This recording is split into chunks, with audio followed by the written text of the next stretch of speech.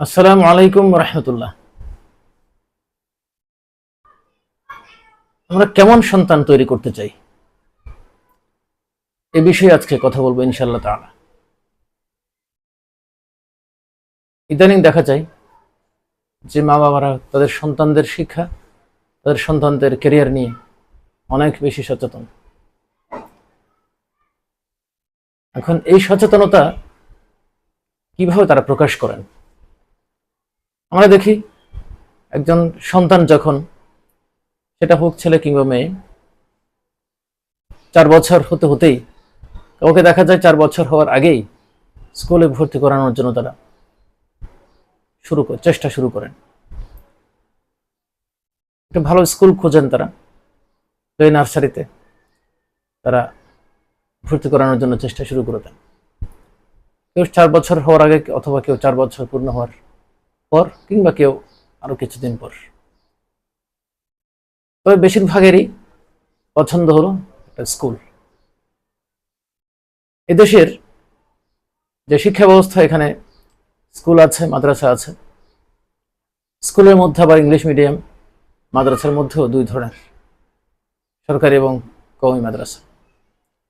এই হরেক রকম শিক্ষাকে আমরা দুই ভাগে ভাগ করি মূলত, একটা সাধারণ শিক্ষা, একটা মাদ্রাসা শিক্ষা। ওই শিক্ষা ব্যবস্থার মধ্যে সাধারণ শিক্ষার্থীর সংখ্যাই বেশি, এবং সেই হিসেবে আমরা সেই সাধারণ শিক্ষার্থীদের নিয়ে আমরা আজকে কথা বলবো। তো যে সকল অভিভাবক, সচেতন অভিভাবক ভালো স্কুল খুঁজে তারা ভর্তি করিয়ে দেন, তারা শুরু থেকে হাউস টিউটর খুঁজে নেন, অথবা যারা সচেতন তারা নিজেরাই সন্তানদেরকে প্রাথমিক অবস্থায় নিজেরাই পড়াতে শুরু করে দেন, মা কিংবা বাবা, অথবা ঘরোয়া পরিবেশে তারা পড়ান। এভাবে করে তাদের সন্তানদের পড়াশোনা চলতে থাকে। যতই ক্লাসের পর ক্লাস তারা অতিক্রম করতে থাকে, এরপর তাদের সাথে হাউস টিউটর এবং বাড়তি শিক্ষক যুক্ত হতে থাকে, এবং খোঁজ নিতে থাকেন কোথায় ভালো হাউস টিউটর পাওয়া যায়। সেটা যত মূল্যেই হোক, তারা তার ব্যবস্থা করে দেন। এর সবই ইতিবাচক দিক। কিন্তু আমাদের যে বিষয়টি ভাবনার দরকার ছিল, সে বিষয়টি আমরা কতটা ভাবছি। অর্থাৎ সন্তানদেরকে স্কুলে আমরা ভর্তি করাচ্ছি কি করার জন্য? ভালো সন্তান তৈরি করার জন্য, সন্তানের একটা ভালো ক্যারিয়ার গঠন করার জন্য। এখন ভাবনার বিষয় হলো, স্কুলে যা কিছু পড়ানো হচ্ছে, যে কারিকুলাম স্কুলে আছে, যে শিক্ষাক্রম আছে, এই শিক্ষাক্রমে ভালো মানুষ হওয়ার কি ব্যবস্থা আছে? কে না জানে ভালো মানুষ হওয়ার জন্য যে বিষয়টি প্রয়োজন, ভালো মানুষ হওয়ার, উত্তম মানুষ হওয়ার, চরিত্রবান মানুষ হওয়ার যে শিক্ষা, সেই শিক্ষা তো কেবল মহান রবি দিয়েছেন যুগে যুগে নবীদের মাধ্যমে, যার সর্বশেষ কিতাব আল কোরআনের মাধ্যমে আমরা পেয়েছি। এবং সে আল কোরআনের শিক্ষা স্কুলে কি আছে, নার্সারি থেকে কি আছে? সেখানে কি আল কোরআন পড়ানো হয়? কোনো কোনো প্রতিষ্ঠানে এখন নামকাওয়াস্তে আল কোরআন পড়ানোর ব্যবস্থা, কোরআন শিক্ষার বা আরবি শিক্ষার ব্যবস্থা আছে বলে তারা সাইনবোর্ডে উল্লেখ করেন। কিন্তু সেখানে কি আছে? সেখানে আসলে কেবল হয়তো আলিফ বা তা, এই সর্বোচ্চ তারা এক পর্যায়ে গিয়ে হয়তো কোরআন শরীফ দেখে পড়তে পারবে, সর্বোচ্চ পর্যায়ে এই যা।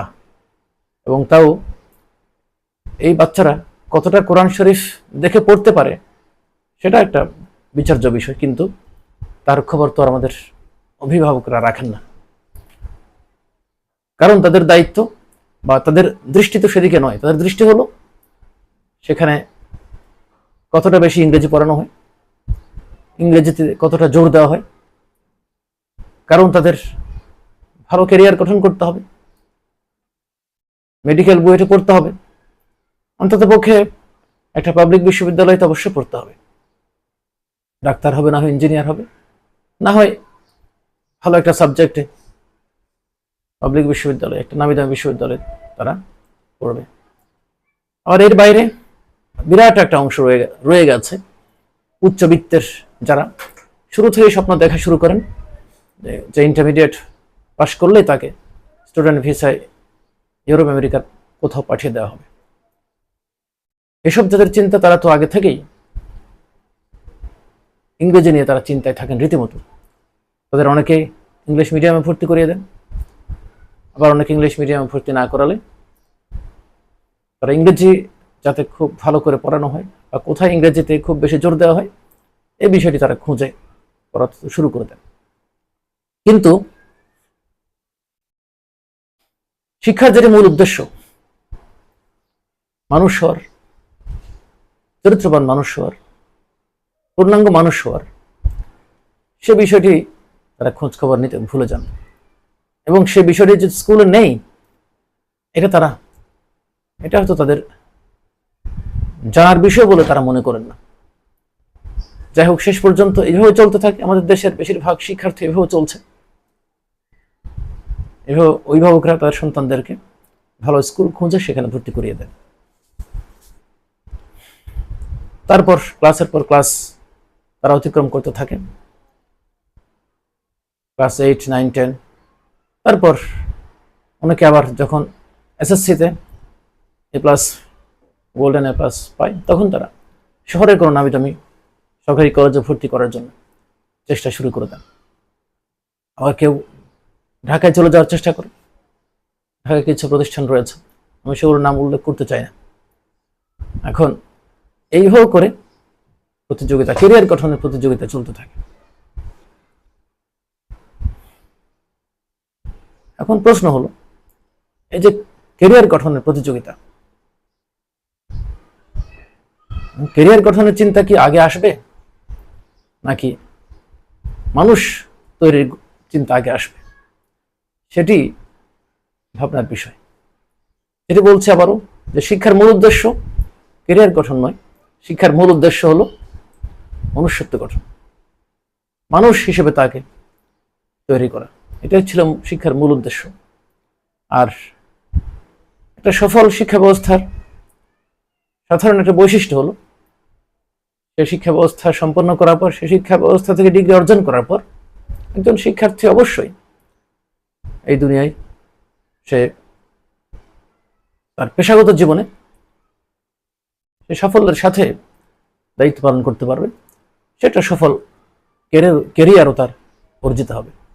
এটা হলো একটা সফল শিক্ষা ব্যবস্থার সাধারণ বৈশিষ্ট্য। এই সফল শিক্ষা ব্যবস্থার একটা সাধারণ বৈশিষ্ট্যকে এখন আমাদের অভিভাবকরা নিজেদের সন্তানদের জন্য লক্ষ্য বানিয়ে নিয়েছেন, অর্থাৎ তারা শিক্ষার লক্ষ্য বানিয়ে নিয়েছেন ডাক্তার হওয়া, ইঞ্জিনিয়ার হওয়া, কিংবা ভালো সাবজেক্টে অধ্যয়ন করা, বড় ডিগ্রি অর্জন করা, ডক্টরেট ডিগ্রি অর্জন করা, কিংবা ইউরোপ আমেরিকায় গিয়ে স্টুডেন্ট ভিসা ইউরোপ আমেরিকায় চলে যাওয়া। এগুলো কি তারা বানিয়েছেন শিক্ষার উদ্দেশ্য। এর পাশাপাশি আমরা যে কথাটা বলতে পারি, আমি যেটা বলেছি শুরুতে, যে আমরা আসলে কেমন সন্তান চাই। সন্তান তো তৈরি করে শিক্ষা ব্যবস্থা।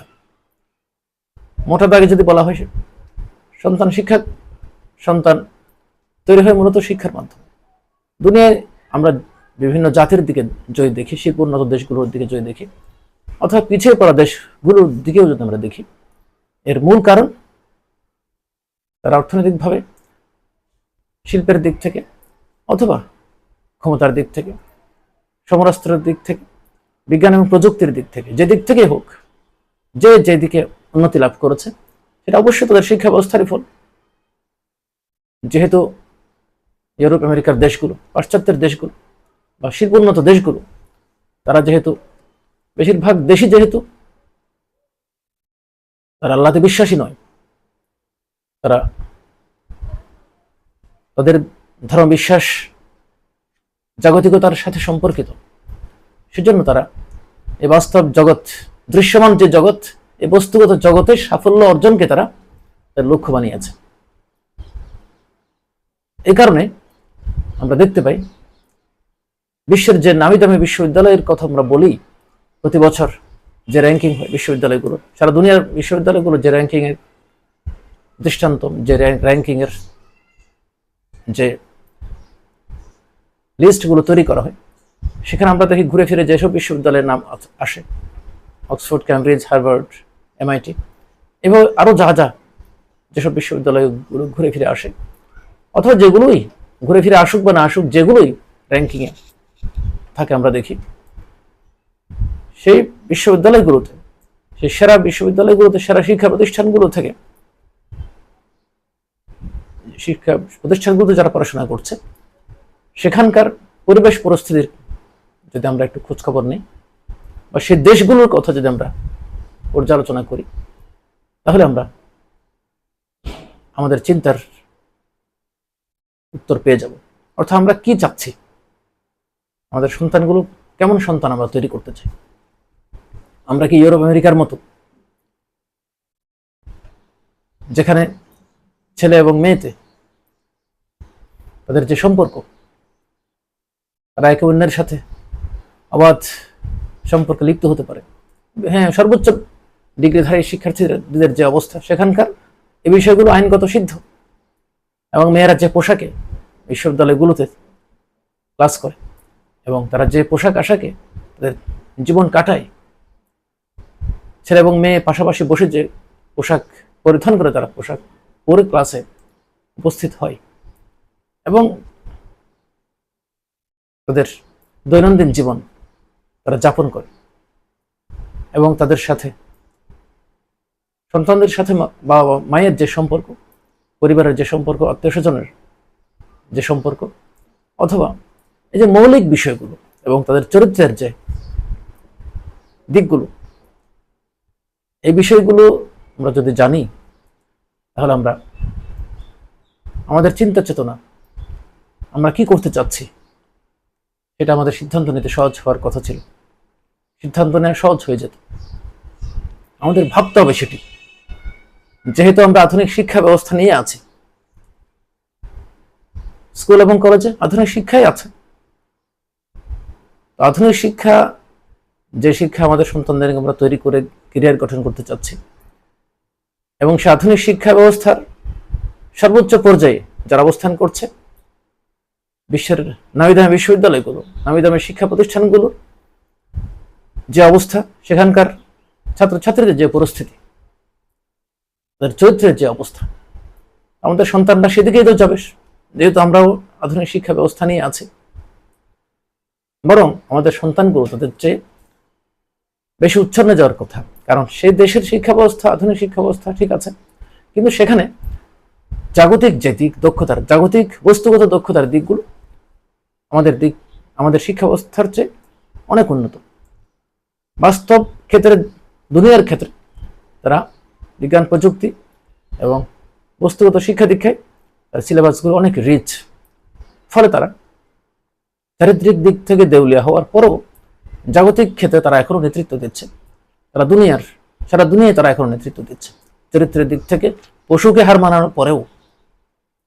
কিন্তু আমাদের এখানকার শিক্ষা ব্যবস্থায় একদিকে নেই নীতি নৈতিকতার কোনো শিক্ষা, আবার অন্যদিকে দুনিয়ায় দক্ষতা অর্জনের সুব্যবস্থা আমাদের শিক্ষা ব্যবস্থা নেই। তাদের কাছে একটি নেই, কিন্তু আমাদের কাছে দুটোই নেই। অর্থাৎ আমাদের শিক্ষা ব্যবস্থা দুই দিক থেকেই দেউলিয়া, দুনিয়ার দিক থেকে তো দেউলিয়াই, এবং আর মহান রবের পরিচয়ের বিষয়টি, সত্যিকার মনুষ্যত্ব তৈরি করার গঠনের, মনুষ্যত্ব গঠনের, চরিত্র গঠনের যে দিকটি, সেটি আমাদের শিক্ষা ব্যবস্থায় অনুপস্থিত, যেমনি হয়ে ইউরোপ আমেরিকায়, পাশ্চাত্যে অনুপস্থিত। যার ফলে কি হয়েছে, আমাদের দেশের শিক্ষার্থীরা, এদেশের সন্তানেরা যতই উপরের শ্রেণীতে যেতে থাকে, উচ্চশিক্ষা প্রতিষ্ঠানে যেতে থাকে, দামি দামি বিশ্ববিদ্যালয়ে ভর্তি হয়, ইংলিশ মিডিয়ামে পড়াশোনা করে, এভাবে এগিয়ে যাচ্ছে। ডিগ্রি যতই বাড়তে থাকে, ততই তাদের অবস্থা ক্রমান্বয়ে ইউরোপ আমেরিকার চরিত্র তাদের মধ্যে আসতে শুরু করে। যেহেতু আমরা আধুনিক হতে চাচ্ছি, আমাদের আধুনিকতার মডেল তো ওখানেই, পাশ্চাত্য পশ্চিমা জগতে। আমাদের সন্তানরা নিজের অজান্তেই অভিভাবকরা তাদের ক্যারিয়ার গঠনের চিন্তা করছেন, আর সন্তানরা সেই কথিত ক্যারিয়ার গঠনের পেছনে পড়ে তারা এইভাবে নিজের জীবনকে শেষ করছে। কেবল কিছু ডিগ্রিওয়ালা মানুষ ছাত্রছাত্রী পাওয়া যাচ্ছে, আর অন্যদিকে কোনো মানুষের দেখা পাচ্ছি না। যে কথাটি আমি প্রায় ঘুরে ফিরে বলি, যার মূল কথা হলো যে দেশে কেবল ডিগ্রিওয়ালা সংখ্যা বাড়ছে, এখানে পাশের হার বাড়ছে, এখানে ভালো রেজাল্টের সংখ্যা বাড়ছে, কিন্তু বাড়ছে দুর্নীতিবাজ, বাড়ছে অন্যায়কারী, বাড়ছে কালোবাজারি, বাড়ছে চরিত্রহীন মানুষের সংখ্যা। অর্থাৎ এক কথায় পাশের হারের সাথে উচ্চশিক্ষিত মানুষের উচ্চ ডিগ্রির ধারে বৃদ্ধির সাথে সাথে চারিত্রিকভাবে দেউলিয়া, অর্থাৎ দেশদ্রোহী, দেশদ্রোহী, ধর্মদ্রোহী মানুষের সংখ্যা ক্রমেই বেড়ে চলেছে।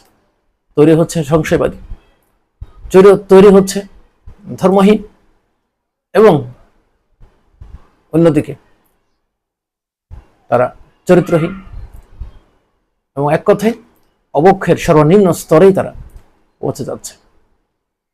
এবং এই বিষয়গুলো বহিঃপ্রকাশ অনেকভাবে ঘটছে, এবং এই বিষয়গুলো এতটাই সহজভাবে সংঘটিত হয়ে চলেছে, আমাদের উচ্চ শিক্ষার্থীরা, উচ্চ বিদ্যাপীঠের শিক্ষার্থীরা এই বিষয়গুলো বিরুদ্ধে প্রতিবাদ জানানো তো দূরের কথা, যে অবক্ষয়ের যে নানা চিত্র, নানা কর্মতৎপরতা, এগুলোর সাথে তারা দ্বিমত পোষণ করা তো দূরের কথা, তারা এগুলোর বাধা দেওয়া তো দূরের কথা, বরং তারা এগুলোর মধ্যেই অভ্যস্ত হয়ে পড়ছে এবং ক্রমেই এগুলোর দিকেই তারা ঝুঁকছে। কিন্তু একই সাথে তারা উচ্চ ডিগ্রি অর্জন করে চলেছে। যে সর্বশেষ যে ট্রান্সজেন্ডার ইস্যু চলে এলো, রূপান্তরকামী, অর্থাৎ ছেলে সে যদি ইচ্ছে করে, সে যদি মনে করে মনে মনে সে মেয়ে, তাহলে সে মেয়ে হিসেবে জীবনযাপন করতে পারবে। ঠিক একইভাবে কোনো মেয়ে যদি নিজেকে মনে করে সে ছেলে, তাহলে সে ছেলের পোশাক পরে সে ছেলেদের সাথে থাকতে শুরু করবে। এই সর্বশেষ চিন্তার অবক্ষয়, সর্বশেষ চরিত্রের যে দেউলিয়াত্ব কোন পর্যায়ে গিয়ে ঠেকেছে, এটি আমাদেরকে চোখে আঙ্গুল দিয়ে দেখিয়ে দিচ্ছে। তো যাই হোক, আমি যেটা বলছিলাম যে আমাদের দেশের অধিকাংশ অভিভাবক যে তাদের সন্তানদেরকে স্কুল কলেজ এবং বিশ্ববিদ্যালয়ে ভর্তি করিয়ে, তারা যে উচ্চ ডিগ্রি অর্জন করিয়ে তাদের নিয়ে বড় বড় ক্যারিয়ারের স্বপ্ন দিচ্ছেন, তাদের ভাবতে হবে, তাদের চিন্তা করতে হবে যে আমরা আসলে কেমন সন্তান তৈরি করতে চাই। আমরা কি সে অক্সফোর্ড, ক্যামব্রিজ, হার্ভার্ড, MIT-র মতো সেরকম এই নারী পুরুষে একসাথে একই ছাদের নিচে একই রুমে বসবাসকারী, একই খাটে বসবাসকারী সন্তান, সেই মা বাবাকে বৃদ্ধাশ্রমে পাঠানো সন্তান তৈরি করতে চাই, যে সন্তান লিভ টুগেদার করবে আইন সিদ্ধ হয়ে, কারণ তাদের সে সমাজে এগুলো বৈধ। নারীতে বিয়ে করবে, পুরুষে বিয়ে করবে, সমকামী জীবন যাপন করবে।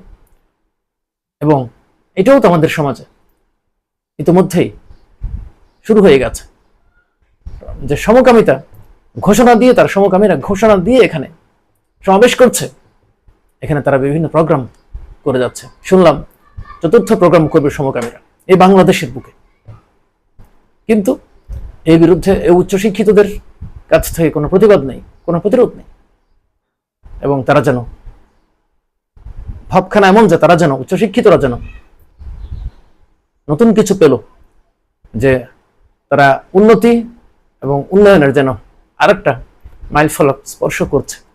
অর্থাৎ আমরা অনেক বেশি আল্ট্রা মডার্ন বর্তমানে। আমি আরো একবার বলেছি আরেক জায়গায়, যেমন আমাদের দেশের যে সকল বিকৃত মস্তিষ্কের ছেলে মেয়েরা, যারা মেয়েরা, মেয়েদের কথাই বলি, যে সকল বিকৃত মস্তিষ্কের মেয়েরা যারা সুন্দরী প্রতিযোগিতায় অংশগ্রহণ করে বিশ্বের বিভিন্ন দেশে গিয়ে নগ্ন নারী দেহ প্রদর্শন করে, নিজের দেহকে নগ্ন হয়ে নিজেকে প্রদর্শন করে সুন্দরী প্রতিযোগিতায় অংশগ্রহণ করে, আবার গাল ফুলিয়ে বলে যে আমরা এর মাধ্যমে বাংলাদেশকে রিপ্রেজেন্ট করার একটা সুযোগ পেলাম। অর্থাৎ সে নাকি নগ্ন হয়ে সেই সুন্দরী, তথাকথিত সুন্দরী প্রতিযোগিতায় অংশগ্রহণ করে বাংলাদেশকে তারা রিপ্রেজেন্ট করছে, বাংলাদেশকে তারা পরিচিত করিয়ে দিচ্ছে। এজন্য তারা খুব ফলাও করে সেটা কথাটা সাক্ষাৎকারের মধ্যে বলে। আর আমাদের এই বিকৃত রুচির এবং বিকৃত মস্তিষ্কের সাংবাদিকরা, মিডিয়া কর্মীরা এগুলো আবার খুব ফলাও করে জাতীয় পত্রিকায় পর্যন্ত এগুলো প্রচারিত হয়ে আসছে বছরের পর বছর ধরে। তো এখন যেটা বলছি যে আমাদের অভিভাবকদের একটু চিন্তার জন্য, আমাদের অভিভাবকদের বিবেকের কাছে আমি প্রশ্ন রাখতে চাই যে আপনারা সন্তানদের ক্যারিয়ার তৈরি করছেন, কিন্তু এই ক্যারিয়ার আপনার সন্তানকে কোথায় নিচ্ছে? কিরকম ক্যারিয়ার তৈরি করতে চাচ্ছেন? আপনার সন্তানের ক্যারিয়ার তৈরি করছেন, কিন্তু আপনার সন্তান কত পার্সেন্ট মানুষ হচ্ছে সেই খবর কি আপনি রাখেন? আপনার সন্তানের চরিত্রের খবর আপনার জানা আছে? আপনার সন্তানের সাথে আপনার কি সম্পর্ক, কতটুকু সম্পর্ক? আপনার সন্তানের সাথে আমাদের মালিক মহান রবের সাথে পরিচয় আছে কি? সে মহান রবের আদেশ নিষেধের কতটা অনুগত কিংবা কতটা বিরোধী, সে কতটা বিদ্রোহী, এই বিষয়টিকে আপনার জানা আছে? কতটুকু জানা আছে? কারণ যে ব্যক্তি মহান রবের বিধান মানতে প্রস্তুত নয়, আল্লাহ পাকের বিধান নিষিদ্ধ বিষয়গুলো সম্পর্কে যার কোনো জ্ঞান নেই, হালাল হারাম সম্পর্কে যার কোনো বোধ নেই, সে আবার মানুষের অধিকারের বোধ তার কোত্থেকে থাকবে? সে কোত্থেকে পিতামাতার অধিকার পালন করবে? সে কোত্থেকে আত্মীয় স্বজনের হক আদায় করবে? প্রতিবেশীর অধিকার তার থাকবে? সে কোত্থেকে দেশের কোনো উন্নয়নের কাজ করবে? দেশের সেবায় সে কোত্থেকে নিজেকে নিয়োজিত করবে? সে তো কোনোভাবেই দেশের জন্য সম্পদ হবে না, বরং সে যেখানে যাবে, যে চেয়ারে সে বসবে, সে সেখানে জনমের মতো দুর্নীতি করে শুধু নিজের আখের গোছাতে থাকবে। এবং প্রতিটি সেক্টরেই আজ সে দৃষ্টান্ত আমরা দেখতে পাচ্ছি।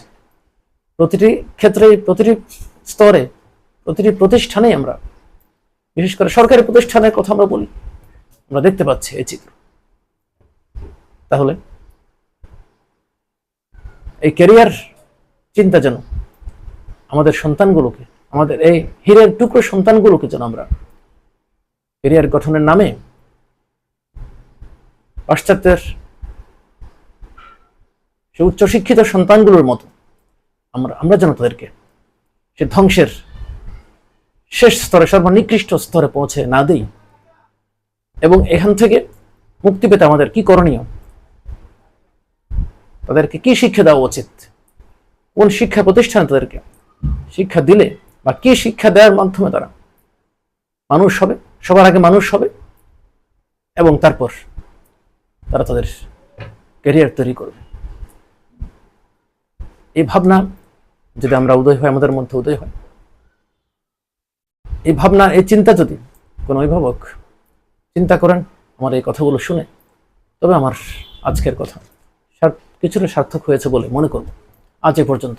আসসালামু আলাইকুম ওয়া রাহমাতুল্লাহি ওয়া বারাকাতুহু।